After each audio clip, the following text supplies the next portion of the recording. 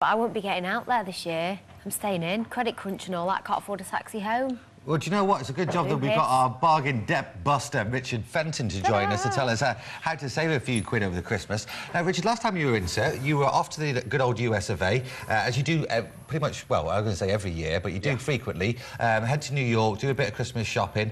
The pound has been dropping dramatically against the dollar, as it is against the euro. Did you get any bargains? The bargains are few and far between out there this year. Really? It was actually absolutely brutal on the exchange rate. One of the things that we noticed is that just like the UK, you're getting into the department stores and all the big names, and they're empty. Consequently, that had some good feedback for you guys, because I managed to grab you both a little Macy's bear while we're out in the US.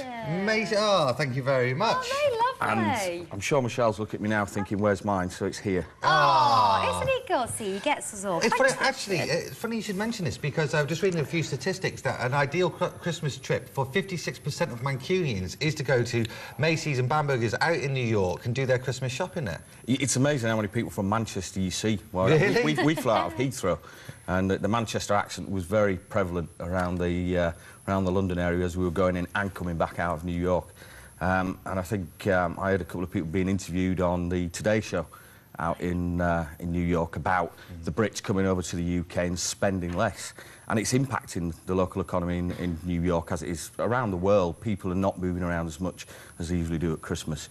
And the exchange rate, as you say, against the euro and the dollar, the pound has taken a beating. OK, well, back this side of the Atlantic. At the moment, you know, we're tightening our belts.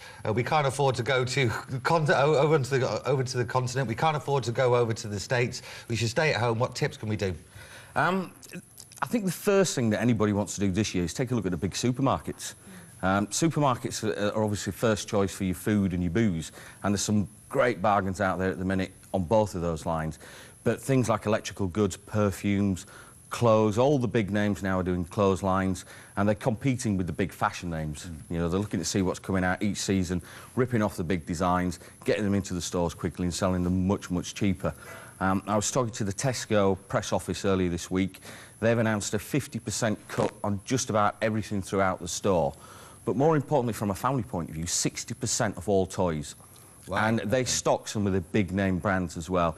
And one of the problems that Tesco's are now having is keeping up with demand. But they assure me that they're doing everything they can within their power to keep up with demand so that they can deliver a good value Christmas for everybody. Shrewd business sense or getting one up on their competitors? It's a bit of both. It's a bit of both. I mean, admittedly, they're going to get one up on their competitors wherever they can. It is shrewd business sense, and it's good for the consumer because they have the buying power.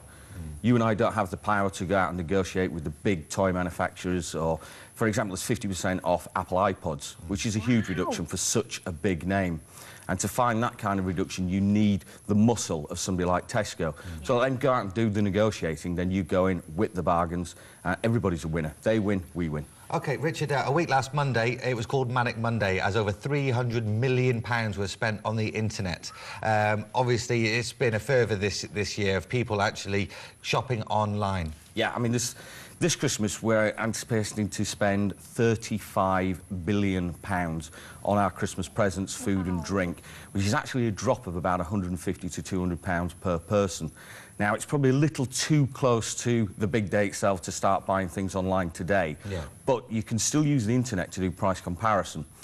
All the major high street brands have a present on the internet, and rather getting onto the high street and going in and out of all the stores, picking up the items and looking at them, it's a case of doing it online, seeing what's available, comparing the prices, then getting into the store and making your purchase. I must admit, I've done that a lot this year, actually. Big sales, we've seen them sort of on the run-up to Christmas, people offering 20 to 50% on the high street. Does that mean that we're not going to get as good sales after Christmas? Because usually the January sales heading up to is when everybody goes bananas. Are we still going to see a dramatic I think we're going to see loss? some of the biggest January sales that we've seen in recent years. Really? The problem that the high street is going to have is the drop in sales pre-Christmas. So post-Christmas, they're going to need to make up the profits. And everybody's fighting for survival. We've seen Woolworths go off the high street. That's a huge name that's just disappeared overnight. I think we're going to see sales in excess of 80% savings because they need to get rid of the old lines and restock then for spring and getting into the summer. I mean, already the buyers are out there looking for their summer stocks. They can't stock the shelves until they clear everything out that they've over-purchased for the Christmas market. Richard, thank you very much for joining us. It's informative and actually getting quite excited about the January sales now. There are bargains to be had, as the man said, and so far you've not let us down. We will see you in the new year. Have a great Christmas. Thanks for joining us, sir. Happy Christmas. Thank you very much. And top tip, put off seeing anybody that you can do until after Christmas and get their prezi in the sale. I've done it before. Going for a quick break now, after which I'll have all the latest news, traffic, travel and weather, plus Friday at the Flicks and all your latest sports news at 7:45. See you soon.